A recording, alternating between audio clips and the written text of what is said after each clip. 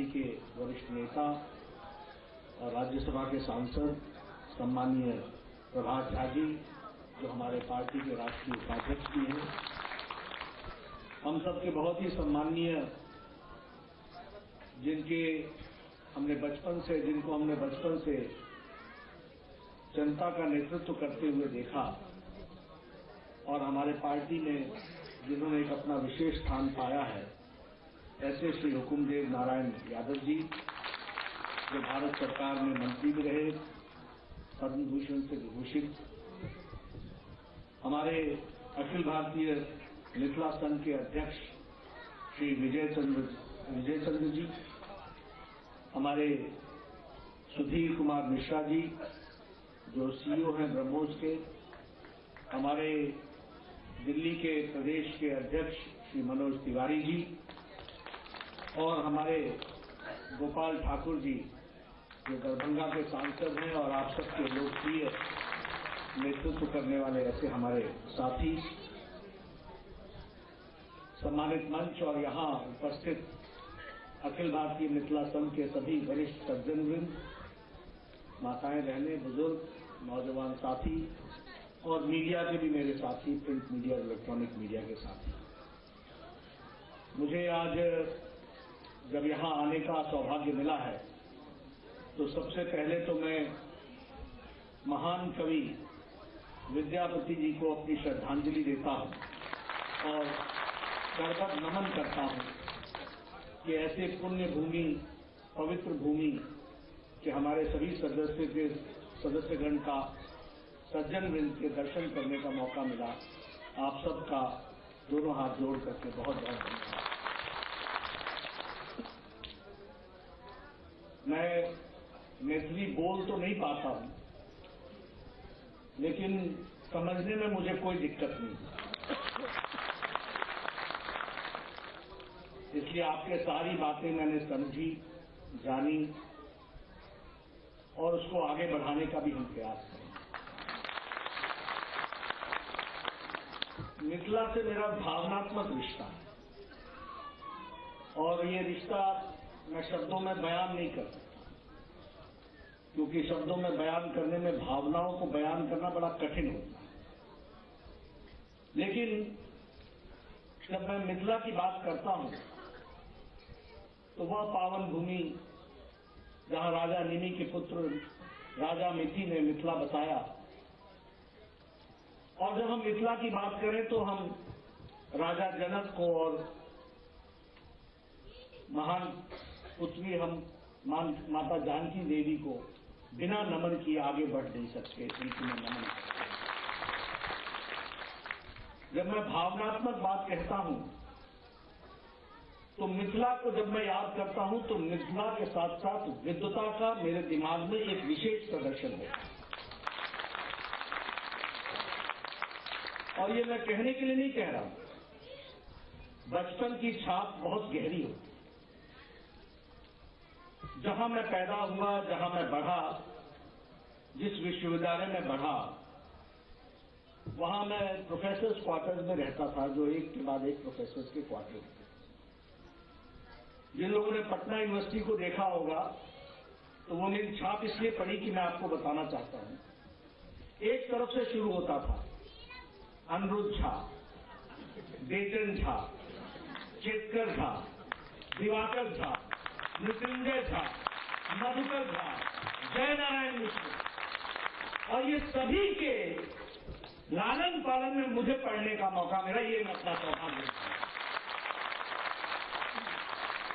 इसलिए कहने के लिए नहीं कह रहा हूं मैं। ये बचपन में ही मेरे को एक विद्वता का, अब अरुण झा यहां हमारे मित्र बैठे, हमारे से 1 साल सीनियर हुआ करते, आज सीनियर IAS ऑफिसर ब्यूरोक्रेसी में यहां भारत सरकार में।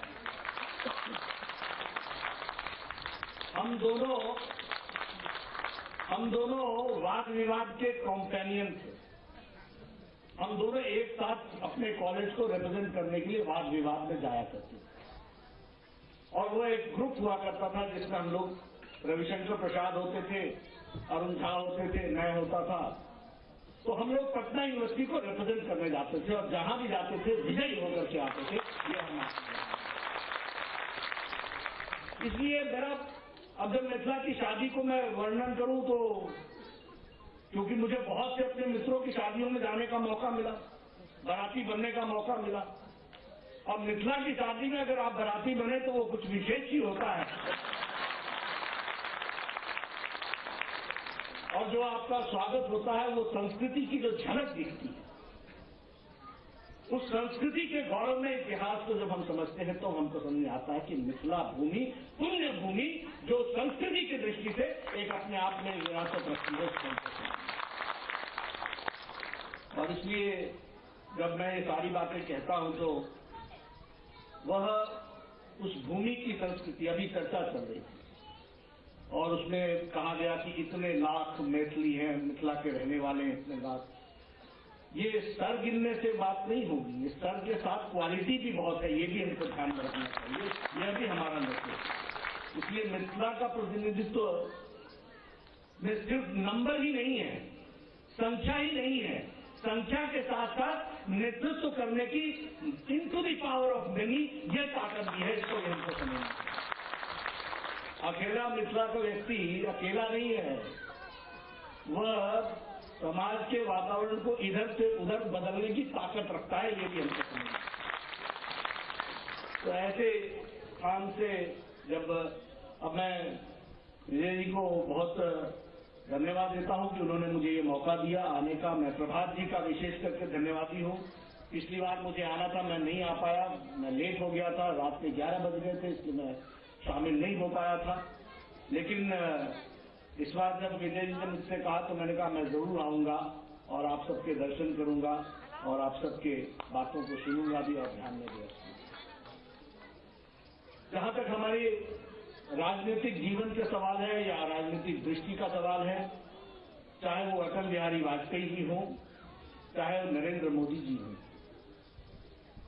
सबके विचार और नेतृत्व में एक बात थी और है कि विविधता में एकता लाने में सबको साथ जोड़ करके चलना, सबका साथ, सबका विकास, सबका विश्वास। और इसीलिए जो हुकुमदेव नारायण जी ने कहा सर्वग्राही सर्वस्पर्शी, जो प्रभात जी ने कहा कि प्रेम, ये सब मिथिला में इमेंस है। मुझे कई बार दिखता है तो मैं कहता हूं कि there is a unique warmth in Mithila, unique warmth, एक गर्म जोशी है, एक सम्मान है, एक प्यार है, सबको ग्राह्य करने वाला, सबको स्पर्श करने वाला, ऐसी संस्कृति को मिथिला की है जिसको हमको संभाल कर संजोग रखना है। अटल जी ने अष्टम सूची में मैथिली को डालने का अपना काम किया था।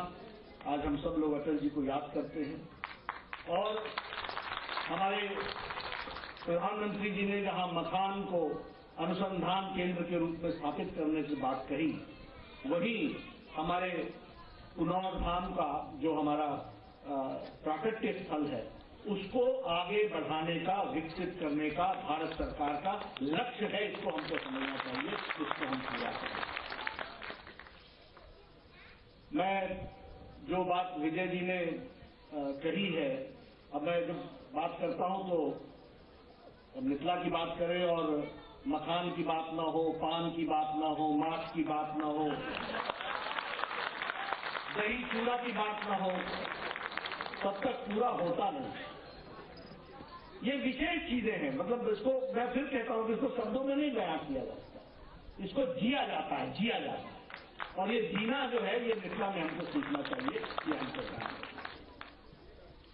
मैं आप सबसे एक निवेदन, मुझे इस बात का बड़ी खुशी है कि आप सबने अपना संस्कृति को संजो के रखा और हम भी मिथिला को क्षेत्रीय भाषा नहीं मानते। हम हमेशा कहते हैं भारतीय भाषा, ये भारतीय भाषा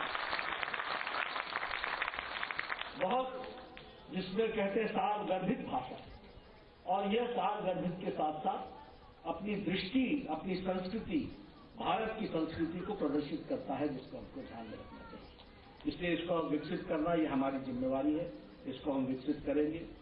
कुछ बातें सम्माननीय विजय जी ने कही है, रेल के बारे में कहा है, हवाई अड्डे के बारे में कहा है, एम्स के बारे में कहा है। मैं एक बात आपको बड़े स्पष्ट शब्दों में कहना चाहता हूं कि मैं भारत का स्वास्थ्य मंत्री रहा और दरभंगा में हमने एम्स दिया था बीच में कुछ कमी आई। मैं आपको फिर से बताना चाहता हूं कि एम्स खुलेगा तो दरभंगा में ही खुलेगा, ये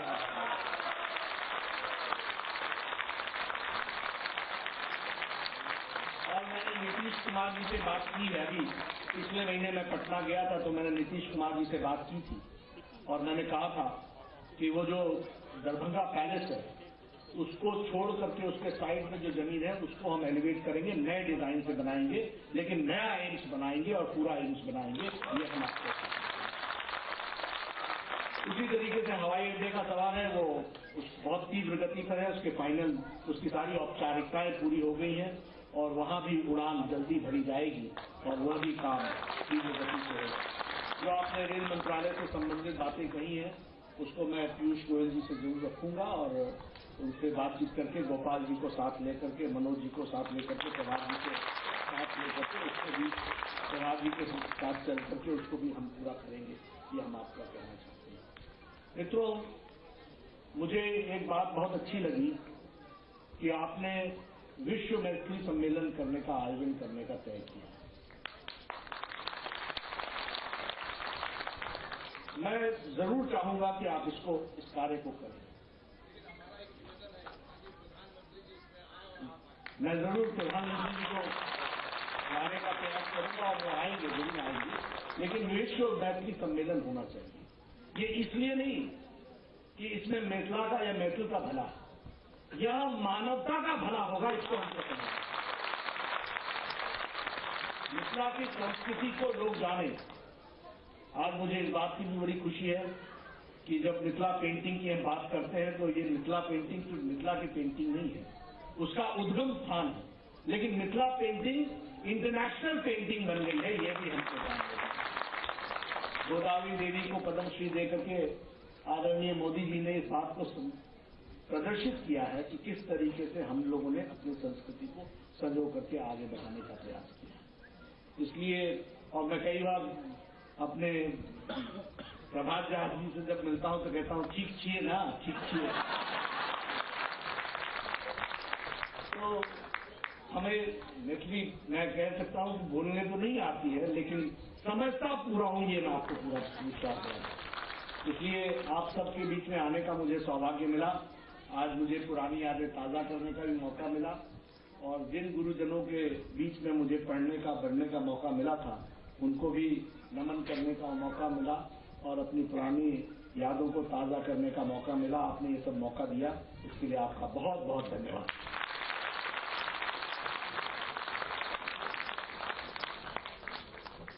बहुत बहुत धन्यवाद सर।